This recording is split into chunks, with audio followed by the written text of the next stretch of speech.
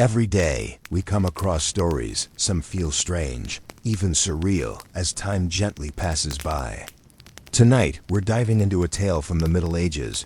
At first, it might seem slow or even a little dull, and that's okay. But hidden within are some truly fascinating beliefs and legends, ones you might never have imagined. So let's travel back in time, all the way to the 16th century. Just lie back, get cozy, and relax. The story is about to begin. Part 1. A world forged in hurt. A single day in the 14th century. Forget the silken banners and the polished armor you see in movies. Forget the gallant knights with their chivalrous vows, and the damsels with their conical hats and flowing hair. That is a fantasy, a storybook gilding on a world that was, in truth, forged in mud, sweat, and unrelenting hardship. To understand the Middle Ages is to understand the profound, bone-deep weariness of a life lived perpetually on the edge. The truth is, a modern person, with all their sensibilities and expectations, would not have lasted a day. Let's not just observe this world. Let's live in it, for one full rotation of the earth, from one miserable dawn to the next. The waking hour, a symphony of stench and sorrow. Congratulations. Your eyes flicker open, not to the gentle glow of a digital clock, but to a sliver of weak, gray light forcing its way through a crack in the wattle and daub wall. It is the year of our Lord, 1345. The good news? You survived the night. This is no small feat. The bad news? Everything else. The first sensation is not sight, but smell.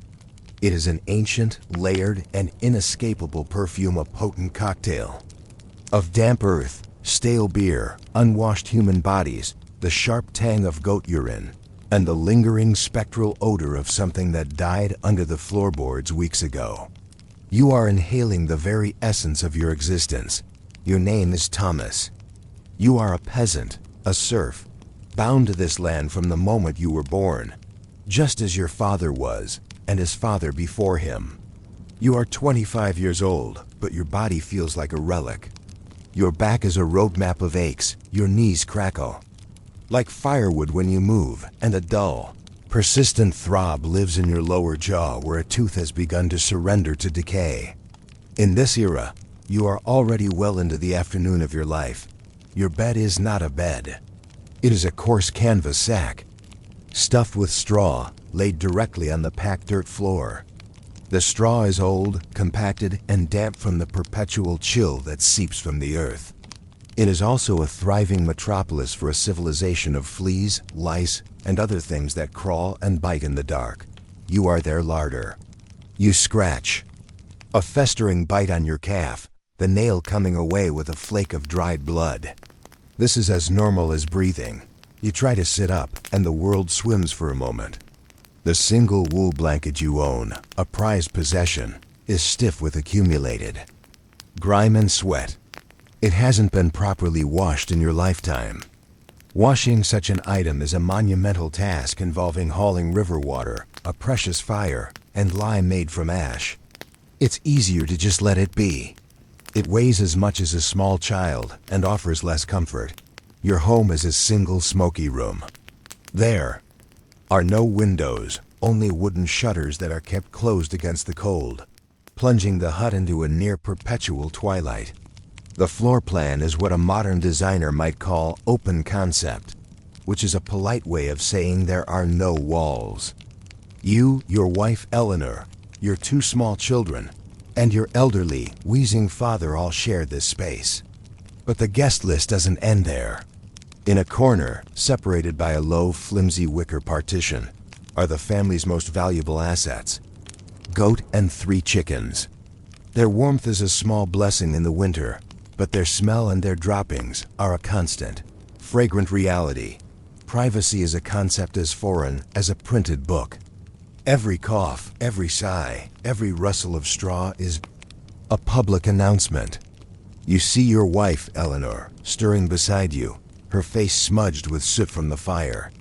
Your daughter, Alice, only 4, is curled at her feet, and your son, William, A boy of 7 who already has the weary eyes of an old man is huddled close to his grandfather.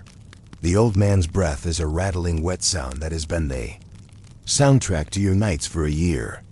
You wonder, with a pang of guilt you quickly suppress, how many more nights you will have to hear it. Just then, the world outside announces itself. The heavy, iron clang of the church bell tolls from the village center a half-mile away. This is Matins, the first call to prayer. It is also the medieval world's alarm clock, a summons that is absolute and non-negotiable. It is loud, insistent, and utterly devoid of mercy. It is the sound of God and your Lord, telling you that another day of labor has begun. The brief respite of unconsciousness is over. The struggle resumes. Morning rituals, the great equalizer of filth, the first order of business upon waking, is not a cup of coffee or a glance at the morning news. It is a primal, urgent call from your own body. And in the 14th century, answering that call is an adventure in public sanitation and personal humiliation. You stumble out of the hut, your bare feet slapping against the cold, damp earth. The floor is a treacherous landscape. Was that puddle from last night's rain leaking through the thatched roof? Or is it something the goat produced in the dark? You learn not to think about it. The air outside is bitingly cold, a physical shock that makes your teeth chatter. Your destination is a wooden bucket tucked behind the hut. It is already half full. The stench is biblical, a potent brew that stings the nostrils and waters the eyes. You do your business quickly, holding your breath, your back to the wind. And now for the grand finale. You pick up the heavy bucket, carry it to the narrow track that serves as a street, and with a perfunctory shout of "Gardeloo," a butchered Norman French phrase for watch out for the water, you heave its contents into the center of the lane. A brown, lumpy river joins the larger, sluggish stream of waste already flowing there. You are not being rude. You are participating. In the town's communal sewage system, the street is the sewer. It is a fragrant stew of human waste, animal droppings, rotten food, and mystery liquids you have long learned not to investigate.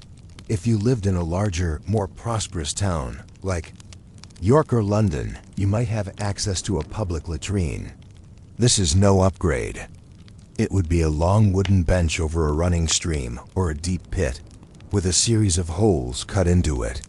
You would sit there, shoulder to shoulder with your neighbors, making small talk about the weather or the price of grain while a cold draft blew up from below.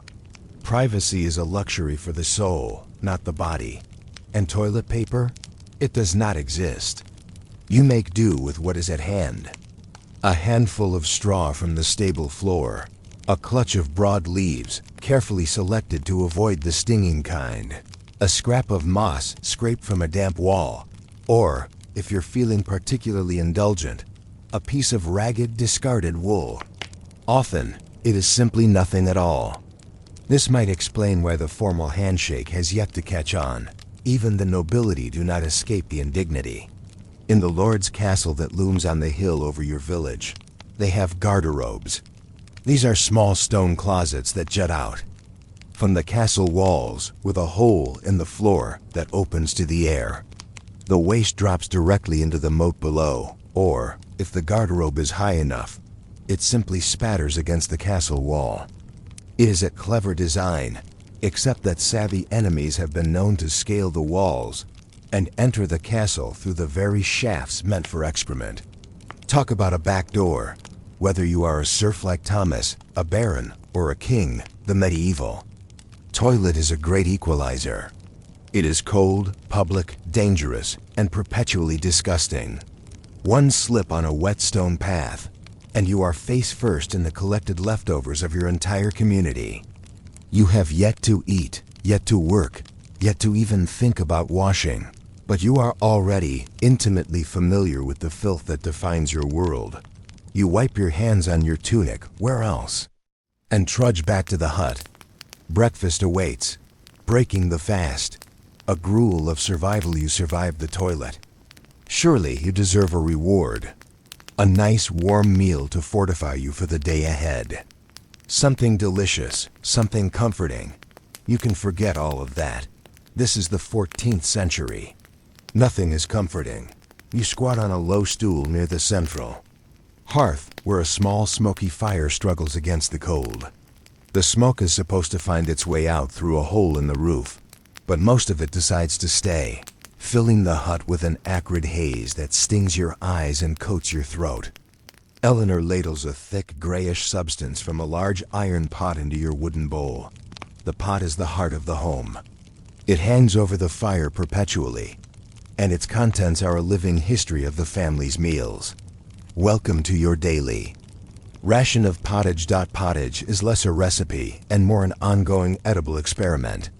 It is a thick, gloopy, porridge-like stew made from whatever can be grown, foraged, or spared. The base is usually coarse grains, oats, barley, rye boiled to a mush. Into this go chopped root vegetables, turnips, parsnips, carrots, onions. Maybe a few peas or beans if the harvest was good.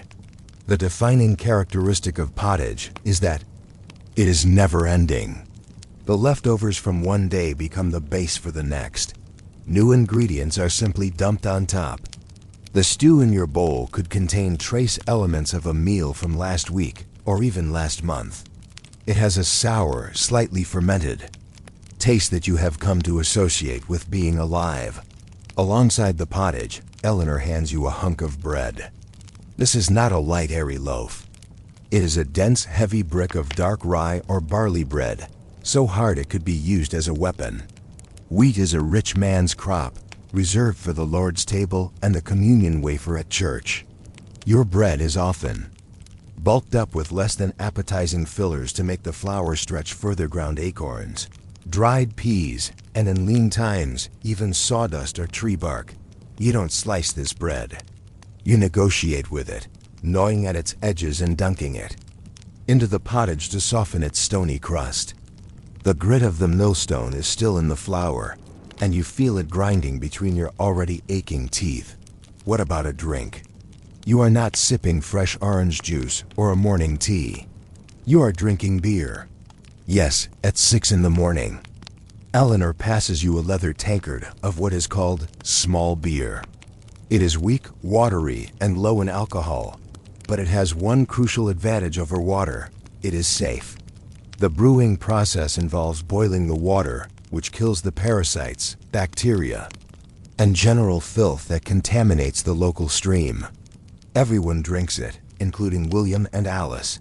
No one is getting drunk, but at least they are not contracting dysentery.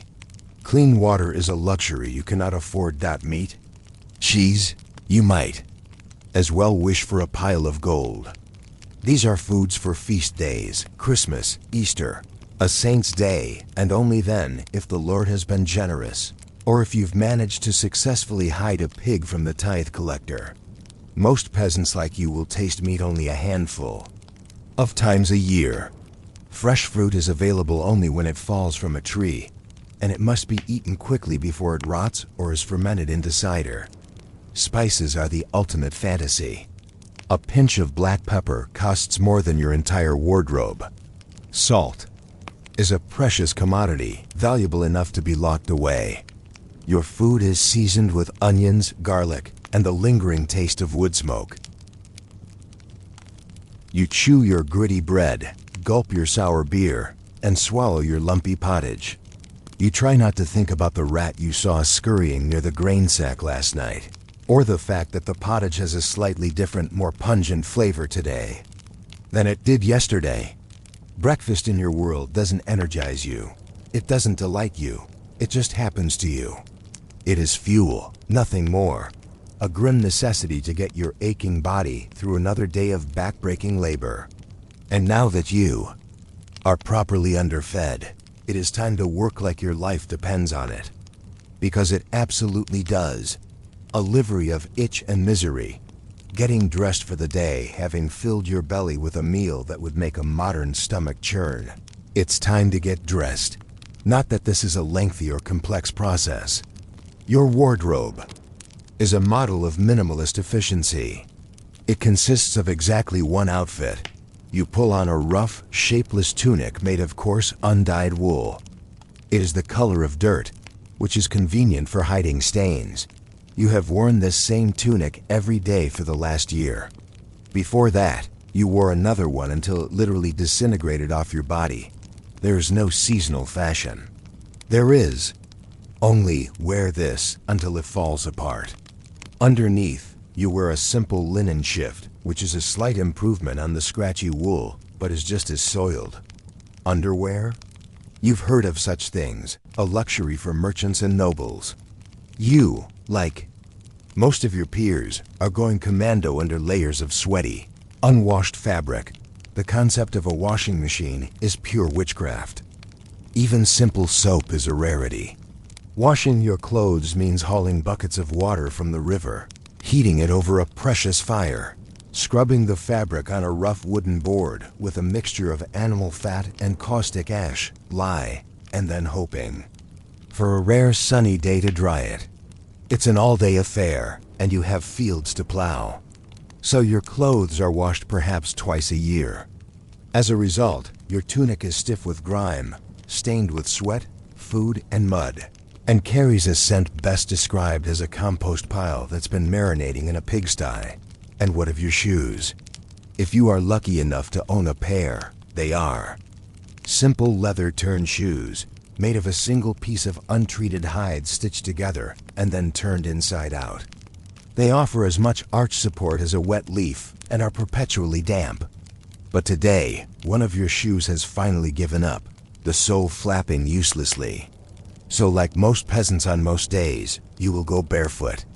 You will walk through the mud, the dung, and the mysterious puddles of the village path. Your feet are calloused and cracked, a testament to a life lived in direct, unfiltered contact with the earth. This single filthy outfit and lack of footwear mean one thing. Your skin is a constant battleground. You itch all the time. Your tunic is a walking ecosystem, a home to an extended family of fleas and lice.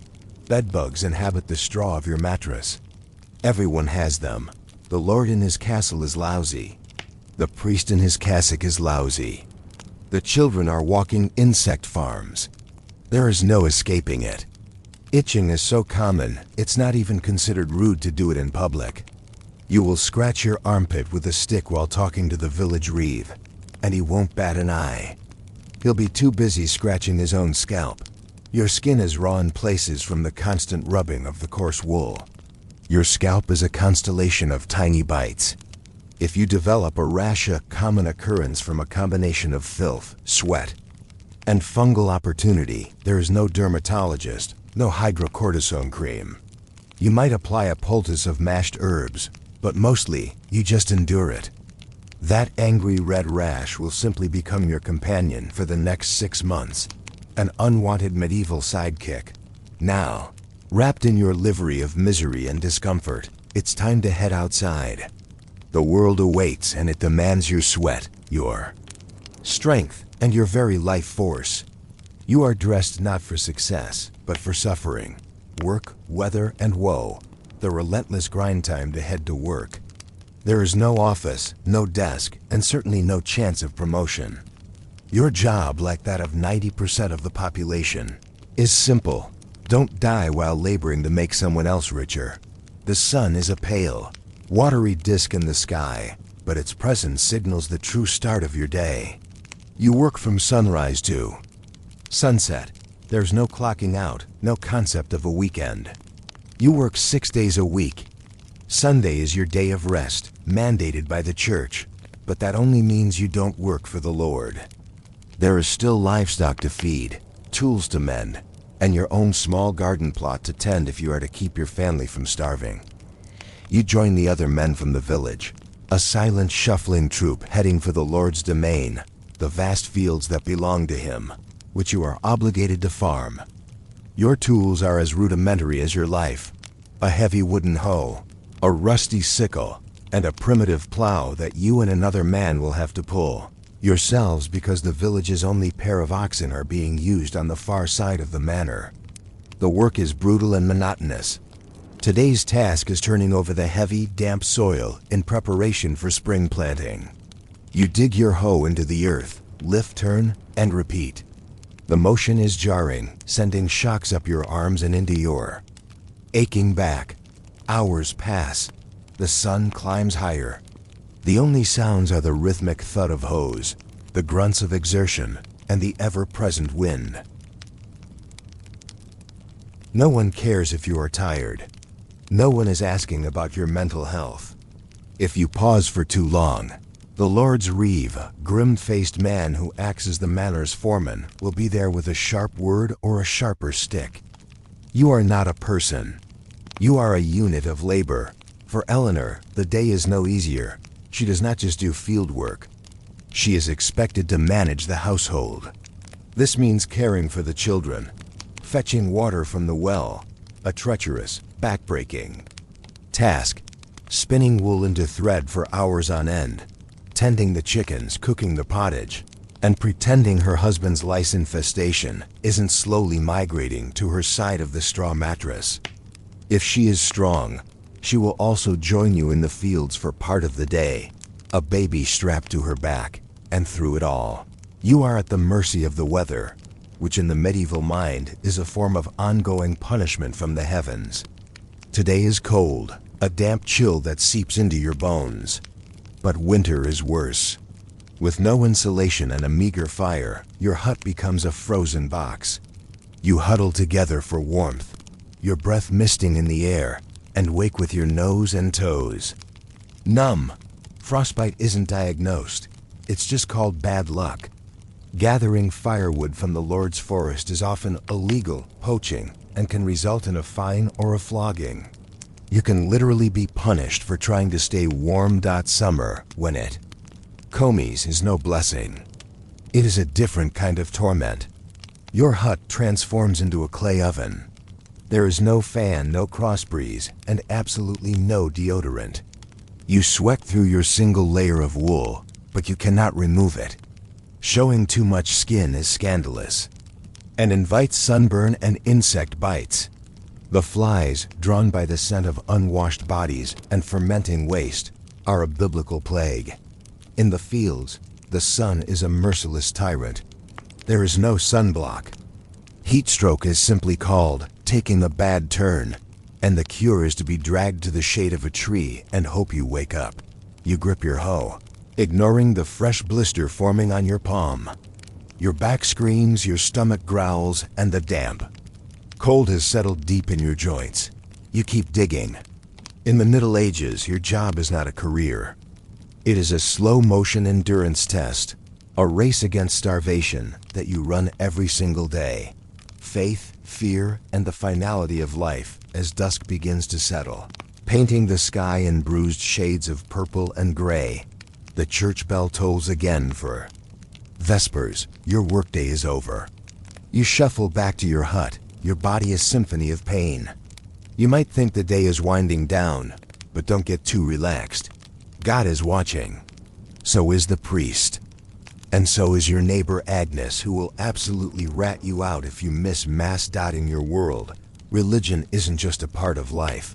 It is life. The church controls everything. The calendar, the laws, your marriage, your death, and your very understanding of the universe.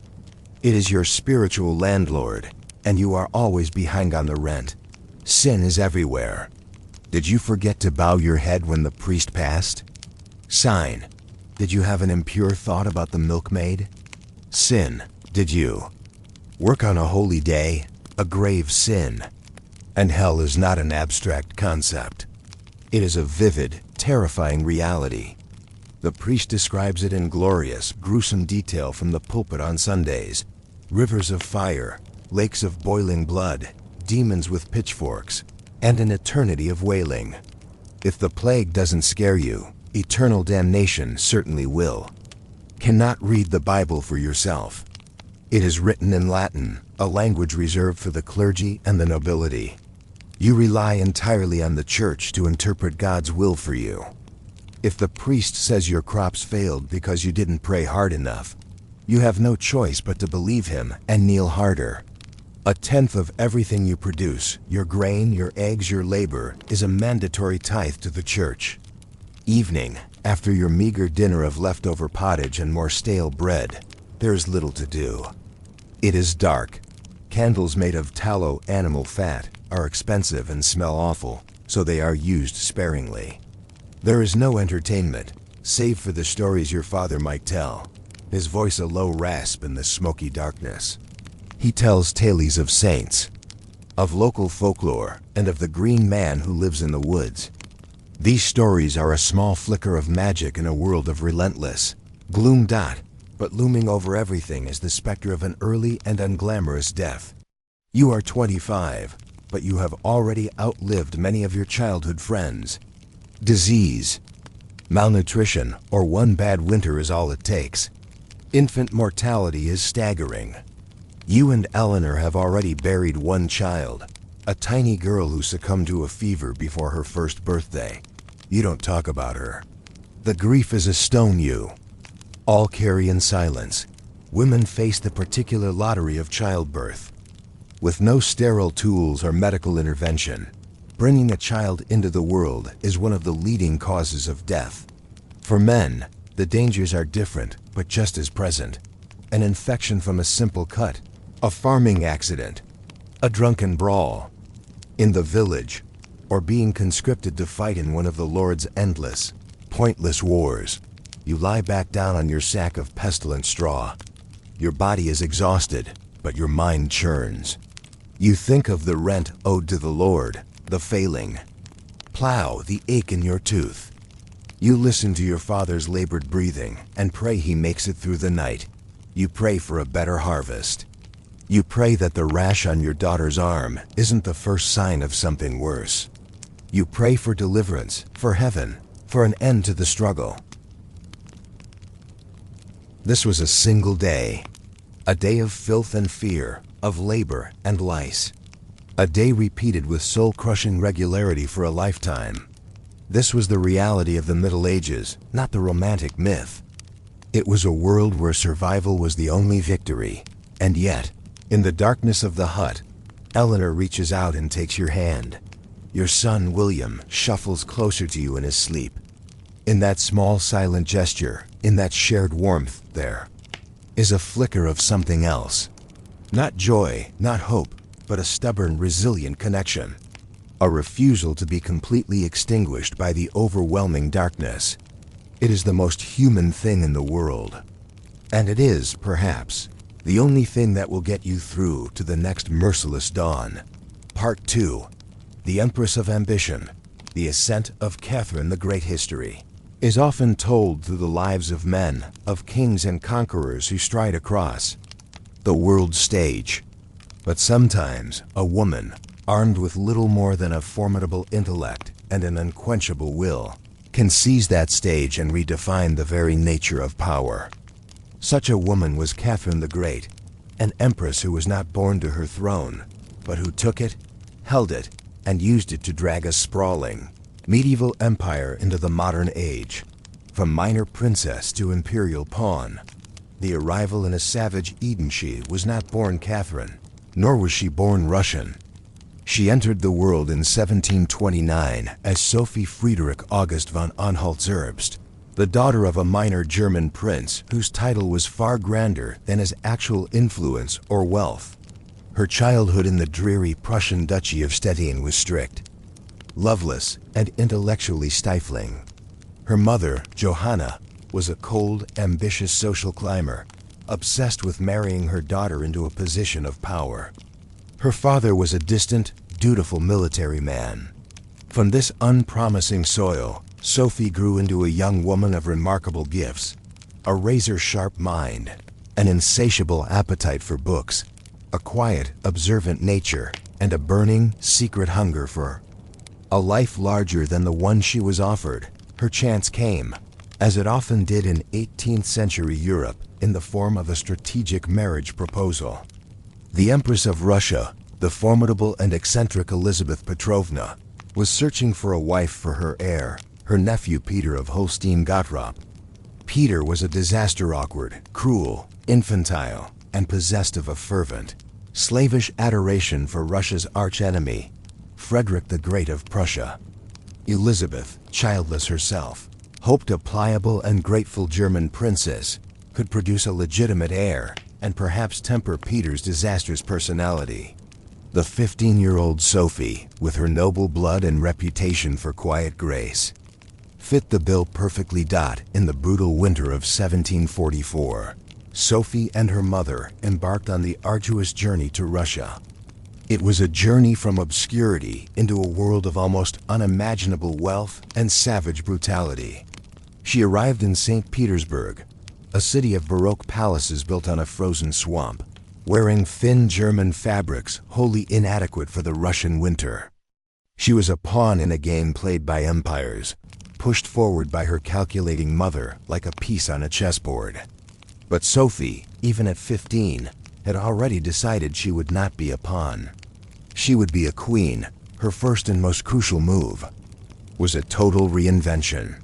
To be accepted by the deeply xenophobic Russian court, she understood she had to become Russian. She threw herself into studying the language, often practicing late into the night, until her tongue was numb. She diligently studied the complex rituals of the Russian Orthodox faith.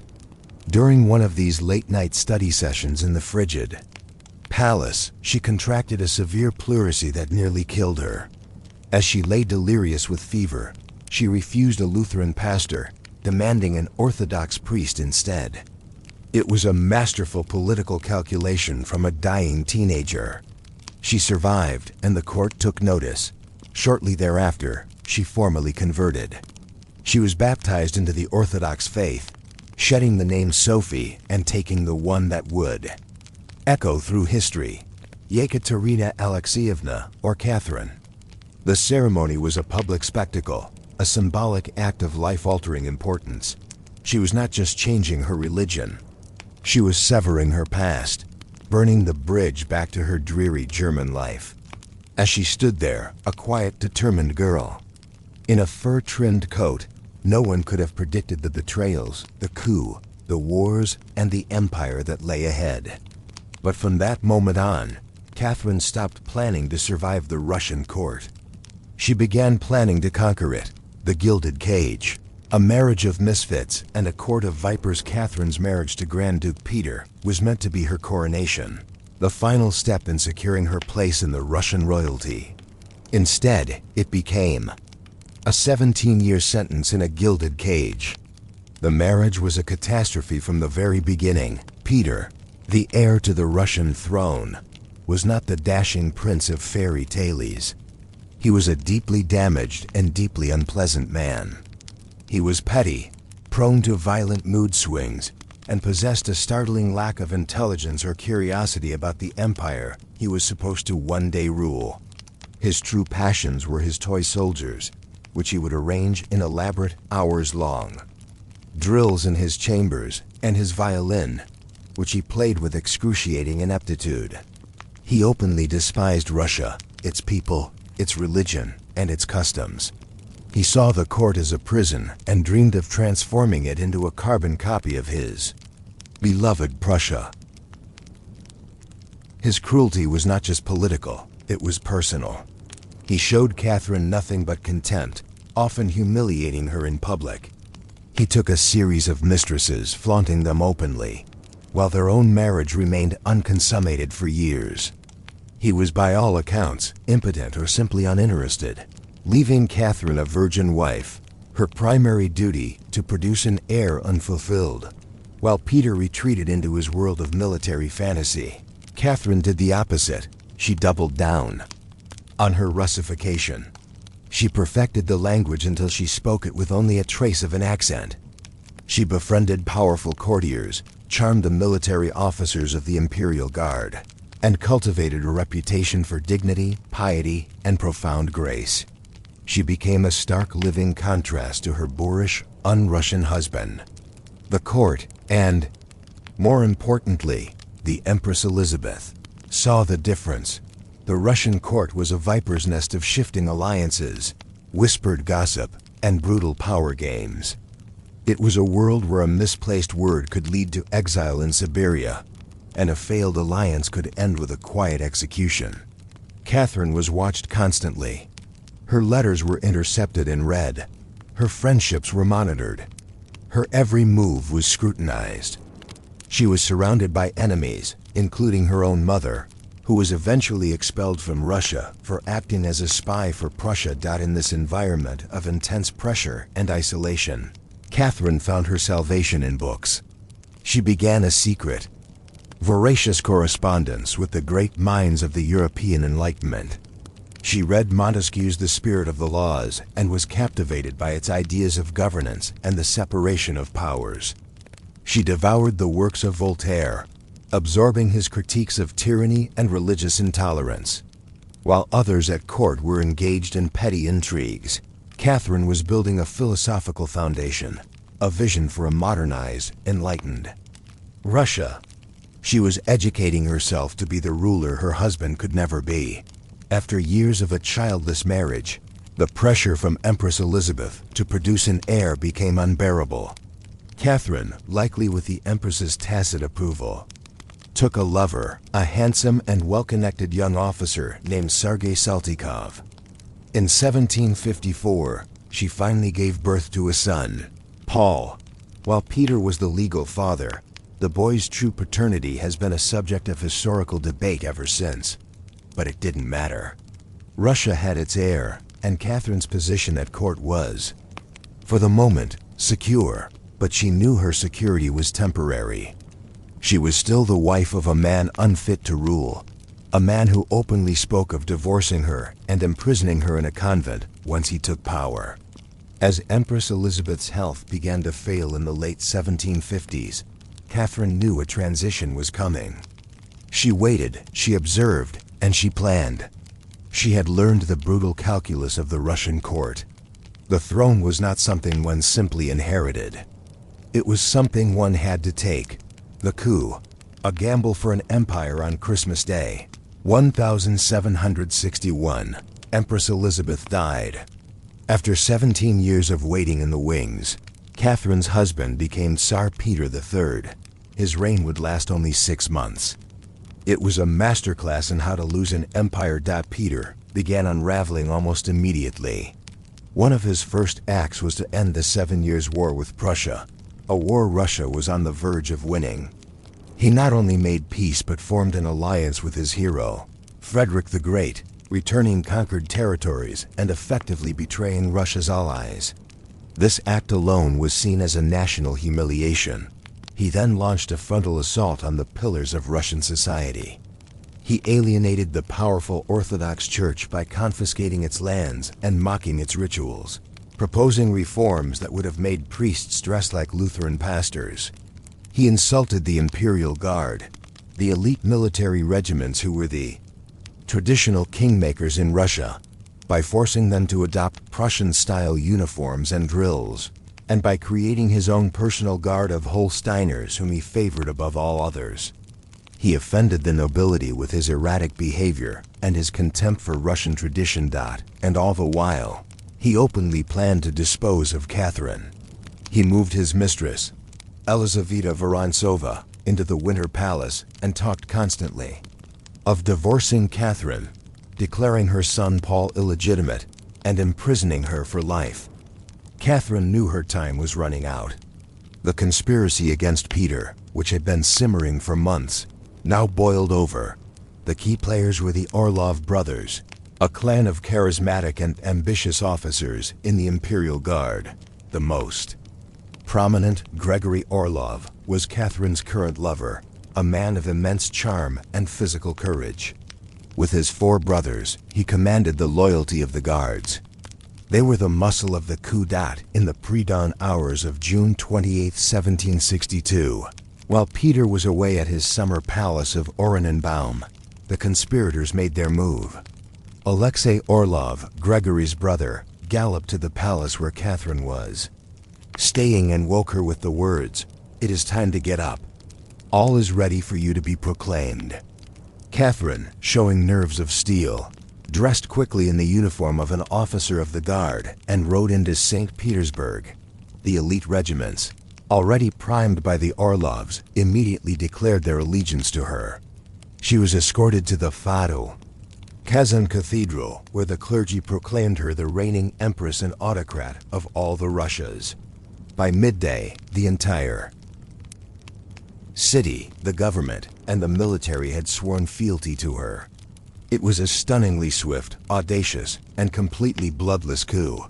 Peter, caught completely off guard, panicked. He vacillated, first planning to fight, then to flee. His nerve failed him. Within days, he abdicated the throne and was taken into custody. He was transported to a country estate at Rapsha under the guard of Alexei Orlov and his men. A week later, he was dead. The official report claimed he had died from a severe attack of hemorrhoidal colic. The truth was far murkier. A drunken brawl, a deliberate assassination. It's unclear exactly what happened. But what is clear is that he was murdered, and his death, however convenient, would cast a long shadow over the start of Catherine's reign. She was now Empress Catherine II, a German-born woman with no legitimate claim to the throne, whose husband had just been overthrown and killed, had taken absolute power over one of the largest empires on Earth. Her real challenge was just beginning. She had to transform a bold grab for power into a lasting, legitimate legacy. She needed to prove to Russia and to the world that she was not a usurper, but a visionary, the philosopher queen and the Iron Empress, an empire of contradictions once. Catherine had the crown. She could have simply enjoyed the immense power and wealth that came with it. But she had something far bigger in mind. She wanted to transform Russia, to drag it out of its medieval past and remake it as a modern, enlightened, European power. Her hero was no longer a military conqueror, but a philosopher. She saw herself as a monarch in the mold of the Enlightenment thinkers she so admired. She entered into a famous 15-year correspondence with Voltaire, flattering him, debating with him, and defending her own autocracy as a necessary tool for civilizing a backward nation. She invited Denis Diderot, the editor of the great encyclopedia, to her court, purchased his entire library to save him from financial ruin, and engaged in long philosophical conversations with him. She was crafting an image for herself and for Europe. Catherine, the philosopher on the throne, she attempted to put these ideals into practice. Her first major domestic initiative was the Legislative Commission of 1767, an ambitious project to rewrite Russia's entire archaic and contradictory legal code. She personally drafted the nakaz, or instruction, for the delegates, a remarkable document for its time, steeped in the language of the Enlightenment. It spoke of equality before. The law condemned the use of torture and argued that the goal of the state was the good of its citizens. For an absolute monarch in 18th century Russia, it was revolutionary, but the commission itself was a spectacular failure. The hundreds of delegates, representing every class and region of the empire except the serfs, could not agree on anything. The nobles fought to protect their privileges, the merchants for their own interests. The grand project collapsed under the weight of Russia's deep social divisions. It was a harsh lesson for Catherine. She learned that the shining ideals of the Parisian salons had to survive the gritty reality of a vast feudal and deeply conservative land. Russia was ruled by a powerful nobility whose wealth and status depended on the institution of serfdom, a system that kept millions of people in a state of virtual slavery. Catherine, for all her philosophical leanings, was a pragmatist. Her throne, seized in a coup, depended on the loyalty of that same nobility. This became the central contradiction of her reign. She was a woman who spoke of liberty while tightening the chains of serfdom. She expanded the rights and privileges of the nobility, granting them a charter that solidified their absolute control over their serfs. She talked a good game about reform, but her primary goal was always order and the security of her own rule. She did enact some meaningful changes. She secularized church lands, expanded education, built schools and hospitals, and promoted the arts and sciences. But she never touched the fundamental, rotten institution at the heart of Russian society.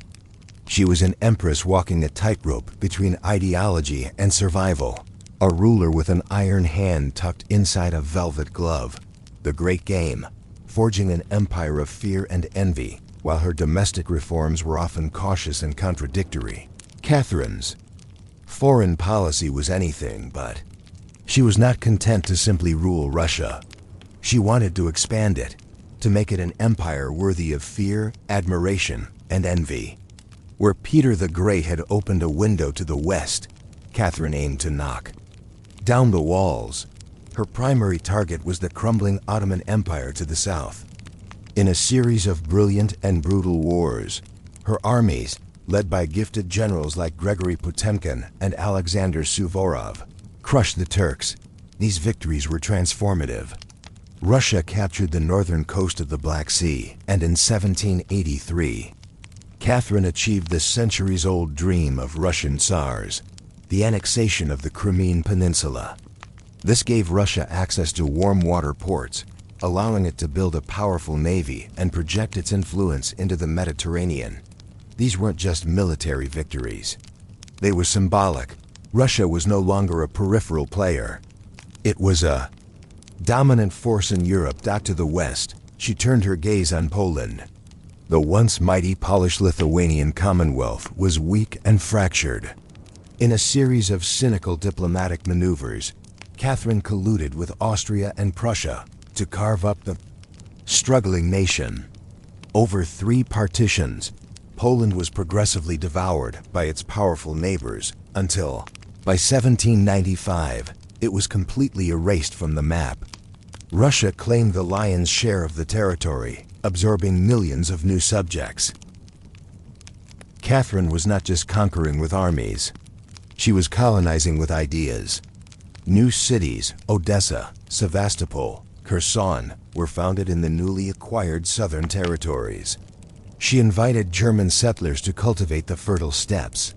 The empire became a vast multi-ethnic mosaic. Through it all, Catherine remained the central driving force. She read military reports, issued orders, and personally oversaw the grand strategy of her expanding empire. Critics, then and now, have accused her of being a power-hungry imperialist. But in her own mind, she was fulfilling Russia's destiny. A great ruler, she believed, was measured not just by their ideas, but by the borders of their nation. Final chapter. Legacy of a legend. Catherine the Great ruled for 34 years. When she died of a stroke in 1796, she left behind an empire transformed. Russia was larger by some 200,000 square miles. It was wealthier, more powerful, and more deeply engaged with Europe than ever before. She left behind the magnificent Hermitage Museum, a testament to her patronage of the arts. She left a legacy of administrative and educational reform, however incomplete. But she also left behind a Russia more deeply divided than ever between a privileged, westernized nobility and a vast, enslaved peasant population. Her son and successor, Paul, who had despised her his entire life, immediately set about trying to undo her legacy. In the end, Catherine's story is one of breathtaking ambition and profound contradictions. She was a woman who seized power in a man's world and wielded it with more skill and ruthlessness than any of her male contemporaries. She was an intellectual who corresponded with philosophers while denying freedom to millions. She was a patriot who was not Russian by birth. She was a legend, crafted with the same care and calculation she used to build her empire. The title she never gave herself, the Great, was bestowed upon her by history. Not because she was flawless, but because she was a force of nature, a woman who saw a throne for the taking and dared to make it, and an entire empire. Her own. Part 3. The Crimson Queen, unearthing a Maya mystery the jungle does not give up its secrets easily. For centuries, it guards them under a thick blanket of green, wrapping ancient stones in the serpentine embrace of roots and vines, muffling the whispers of the past with the humid buzzing drone of the present. But sometimes, a secret pushes its way to the surface, demanding to be known. In 1994, in the ruins of the great Maya city of Palenque in southern Mexico, such a secret was unearthed, a story written not in glyphs, but in blood-red dust and silence. Discovery, a doorway to the underworld. The air in Chiapas in the summer is a heavy, wet towel. A team of Mexican archaeologists, led by Fanny Lopez Jimenez, was performing routine conservation work on a structure known as Temple 13. It was a modest pyramid, overshadowed by the grandeur of its famous neighbor, the Temple of the Inscriptions, the magnificent funerary monument of Palenque's greatest king, Kainich Pakal, or Pakal the Great. Temple the 13th was considered a minor structure, unlikely to hold any major discoveries, but as the team cleared rubble from a section of the temple floor, they found something that made them stop. It was a small, sealed opening, a doorway that had been deliberately hidden. There were no signs of looting. This was a space that had been untouched, unopened, for more than 1,000 years. The air grew thick with anticipation. This was the moment every archaeologist dreams of. Carefully, they breached the seal. A narrow, steep staircase, choked with debris, descended into the darkness at the heart of the pyramid. It was a passage into the earth, a journey back in time. After clearing the stairway, they found a small sealed antechamber, and beyond that, another sealed doorway. Behind this final door lay a crypt, a silent, vaulted room that had not felt the touch of fresh air since the 7th century. Resting in the center of the chamber was a large, monolithic limestone sarcophagus. The air was heavy, not just with the weight of centuries, but with something else, something tangible. As the team worked to lift the heavy stone lid, a gasp went through the small group. A cloud of brilliant, shocking red pigment billowed up from the coffin like a plume of smoke. The interior of the sarcophagus, the walls of the tomb, and the skeleton lying within were all coated in a thick layer of powdered cinnabar, a toxic but brilliantly hued mercury sulfide. Lying in that crimson cloud was the skeleton of a woman. She had been laid to rest with extraordinary care. Her bones, though fragile, were intact. Her skull was adorned with a delicate mask of jade and shell. Her body was surrounded by a wealth of funerary offerings, necklaces, diadems, and ear spools, all crafted from precious green jade, white shell, and dark obsidian. Everything about the burial screamed royalty. The wealth of the offerings, the prominent location of the tomb, the sheer ceremony of it all pointed to a person of immense importance. And yet, there was a profound and haunting void. There was no name, no carved glyphs on the sarcophagus, or the walls of the tomb identified her. She was one of the richest and most significant female burials ever found in the Maya world, and she was a complete enigma. The researchers, struck by the unearthly crimson that permeated her final resting place, gave her a name that stuck, the Red Queen. The name was a mystery, a placeholder for a life story they now had to piece together, one shard of jade, one grain of red dust at a time. Who was this powerful, nameless woman, and why was her memory entrusted not to words, but to the color of blood and sacrifice? The language of cinnabar and jade. Decoding the sacred two, understand the Red Queen, one must first understand the language of the material she was buried with. To the ancient Maya, these were not just decorations. They were potent symbols, tools for the soul on its perilous journey through the cosmos. The most striking element was the cinnabar. This brilliant red pigment, painstakingly ground from a rare and toxic mineral, was one of the most sacred substances in the Maya world.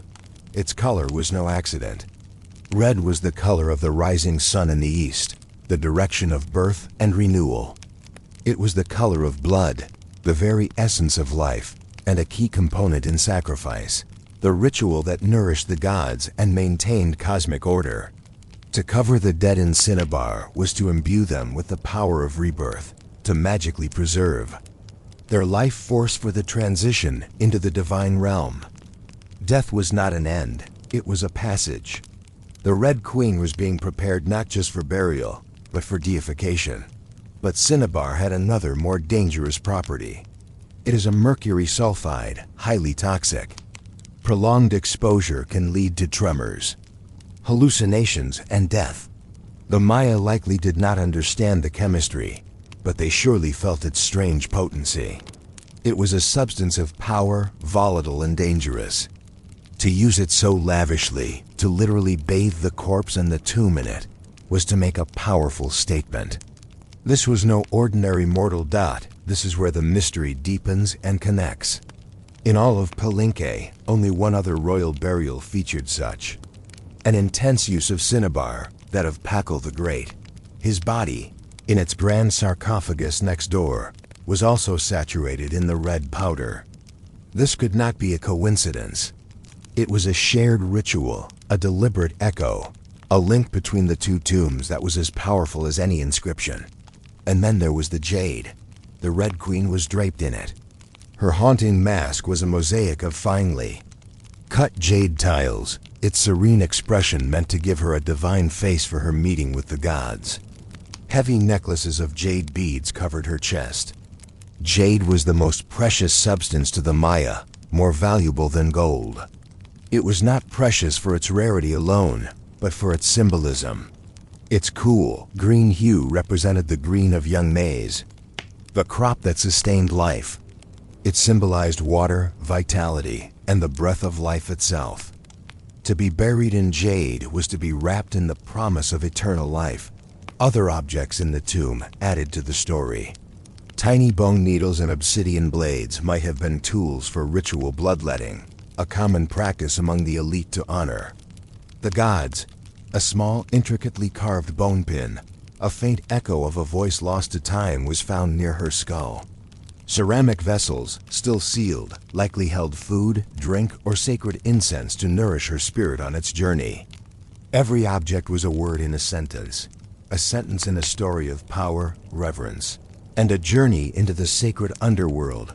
Xibalba, the search for a name, a queen beside a king for all the grandeur of her tomb.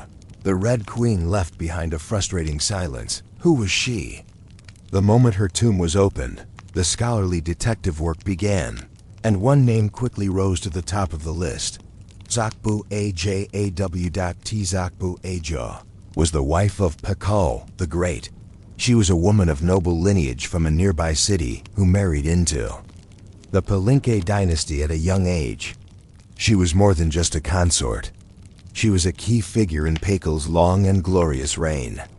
Inscriptions elsewhere in Palenque show that she participated in key royal ceremonies, and she was the mother of at least two of Pakal's successors. She was a royal matriarch, a queen, and a central figure in the dynastic life of the city. If anyone deserved to be buried with such honor, next to the great king himself, it was her. The circumstantial evidence is compelling. First, the proximity. Her tomb in Temple 13 is directly adjacent to Pakal's in the Temple of the Inscriptions. In a city where temple placement was a form of cosmic mapping, this closeness is surely a deliberate statement, a pairing of husband and wife, rulers united even in death. Second, the shared, unique ritual of the cinnabar bath links them inextricably. Third, facial reconstruction of the Red Queen's skull bears a strong resemblance to portraits of Zakbu Ajaw found in other Palenque carvings, to confirm the theory. Scientists conducted DNA tests on the remains of the Red Queen and on remains found in an adjacent temple believed to belong to one of her sons. The hope was to find a maternal link. The results were tantalizing but ultimately inconclusive. The DNA was too degraded after 1,300 years in the humid jungle to establish a definitive match. The science could not yet break the silence, and so, the mystery endures. Could she be someone else? Perhaps Pakal's powerful mother, Lady Sak Kuk, who ruled as Queen Regent before he came of age. It's possible, but the age of the skeleton doesn't quite match. Could she be a high priestess or a royal sister? Without a name carved in stone, a sliver of doubt remains. But perhaps the lack of a name is not an oversight. Perhaps it was intentional. In the Maya worldview, the soul, the identity, lived on not through a name carved on a stone, but through the eternal power of ritual, through the sacred symbolism of jade and cinnabar, and through the cosmic alignment of her tomb with that of her king. Her identity was not meant to be read. It was meant to be felt. The evidence points overwhelmingly to Senkpu Ejo, a queen by title, a mother of kings, and the spiritual counterpart to Piko. She was the moon to his sun, a ruler remembered not in stone, but in scarlet, silence, and the enduring power of a mystery that still haunts the jungle ruins of Palenque. Her tomb forces us to reevaluate our understanding of the Maya, reminding us of the immense power and influence wielded by the women who stood beside, and sometimes above, the kings. The Red Queen may be nameless, but she is not forgotten. She has taken her place as one of the most enigmatic and powerful women of the ancient world. Part 4. The Unbreakable Brush, the Life, Pain, and Power of Frida Kahlo. Some lives are lived quietly, in the gentle rhythm of ordinary days. And some lives are a roaring bonfire, a blaze of pain, passion, and defiant color that illuminates the world. Frida Kahlo's life was a fire. She was a woman who was broken, again and again, by fate, by love, and by her own body, but who took the shattered pieces of her existence and forged them into an art so raw, so honest, and so fiercely alive that it would make her immortal. The Blue House in the First Break. She was born Magdalena Carmen Frida Kahlo y Calderon on July 6, 1907. Though she would later claim her birth year was 1910, to align her life with the start of the Mexican Revolution. This was Frida in a nutshell, a woman who would not hesitate to remake her own reality. She grew up in the Casa Azul, the Blue House, in the leafy cobblestone district of Coyoacán on the outskirts of Mexico City. Her childhood was a blend of contradictions. Her father, Guillermo Kahlo, was a reserved, intellectual German-Hungarian photographer who doted on his bright, inquisitive daughter. Her mother, Matilda Calderon, was a devout, often melancholic woman of indigenous and Spanish descent. Frida inherited her father's artistic eye and introspection, and her mother's fierce, unyielding resilience. The first crack in the foundation of her life came at age 6. She contracted polio. The illness left her bedridden for months and marked her for life. Her right leg became thinner and weaker than her left, a physical difference that earned her the cruel schoolyard nickname, Peg Leg Frida. She learned to mask it with long, traditional skirts, but the experience of illness, isolation, and being different settled deep within her. It was her first intimate encounter with the fragility of the body, a theme that would dominate her life and art. Her father encouraged her to fight back. He pushed her to play sports, soccer, swimming, even wrestling, to regain her strength. She grew into a bold, outspoken, and fiercely intelligent young woman. She had no interest in the domestic life expected of girls of her time. Her ambition was to become a doctor.